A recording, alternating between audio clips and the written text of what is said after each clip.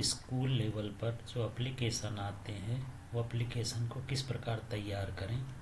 तो इसमें देख लेते हैं कुछ सिंपल फॉर्मेट है, उसमें कुछ चीज़ों को बदलने पर कई एप्लीकेशन तैयार हो जाते हैं। तो यहाँ पर देखते हैं फ्रेम ऑफ एप्लीकेशंस है, टू द प्रिंसिपल हमेशा रहेगा जनरली, और यहाँ स्कूल का नेम रहेगा। एन एप्लीकेशन फॉर, एस का मतलब सब्जेक्ट है जो नीचे टेबल में अभी समझाएंगे। Respected sir, I beg to say that I am student of class 10th 9th 11th 12th जो भी लिखना हो, studying in your school. I want, फिर यहाँ पर यस जो यहाँ लिखेंगे वो यहाँ भी लिखेंगे। एज, आर का मतलब रीज़न है। Kindly grant me, yes. Thank you, give date yours obediently, और यहाँ पर नेम लिखना है। तो ये सारी तरह की एप्लीकेशन में एक ही फॉर्मेट लगता है। अब यहाँ पर कुछ रीज़न और सब्जेक्ट दिए हैं, जैसे लीव का एप्लीकेशन है उसका रीज़न लिखा हुआ है, ट्रांसफ़र सर्टिफिकेट का है उसका रीज़न लिखा हुआ है। इस तरह से 1 2 3 4 5 एप्लीकेशन इससे इसी फॉर्मेट से बना सकते हैं। इसी तरह के कई एप्लीकेशंस आप बना सकते हैं। जैसे मान लीजिए यस है, यस में यहाँ पर हमको लीव का एप्लीकेशन लिखना है, तो यहाँ पर हम ये जहाँ जहाँ यस होगा उसमें वहाँ पर लीव लिख देंगे। जैसे यहाँ यस लिखा है, ये क्या हो गया, लीव। फिर यहाँ यस लिखा है, ये भी हो गया लीव।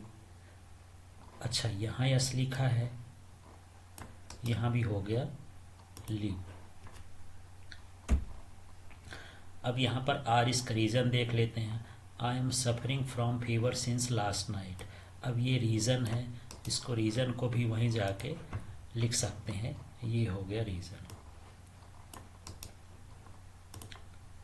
इस तरह से एप्लीकेशन लीव का तैयार हो गया। अब यहाँ है, यदि स्कूल का नाम क्वेश्चन में दिया है तो वो स्कूल का नाम, और यदि नहीं लिखा है तो कहीं भी स्कूल का नाम लिख सकते हैं। जैसे ये हो गया गवर्नमेंट एक्सीलेंस HSS सीहोर।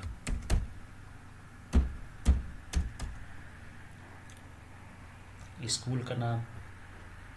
अब यहाँ डेट है, डेट खाली नहीं छोड़ना है, कभी की भी डेट डाल सकते हैं। जैसे आज है 11 दिसंबर, तो यहाँ लिख सकते हैं 11/12/2023। योर्स एविडेंटली है, यदि क्वेश्चन में नाम दिया है तो ठीक है, और यदि नाम नहीं दिया है तो फिर हम कोई भी नाम लिख सकते हैं, XYZ। इस तरह से एप्लीकेशन ये तैयार हो गया। अब यदि मुझे फिर से मैं इसी को दोबारा उसी फॉर्मेट में लाता हूँ,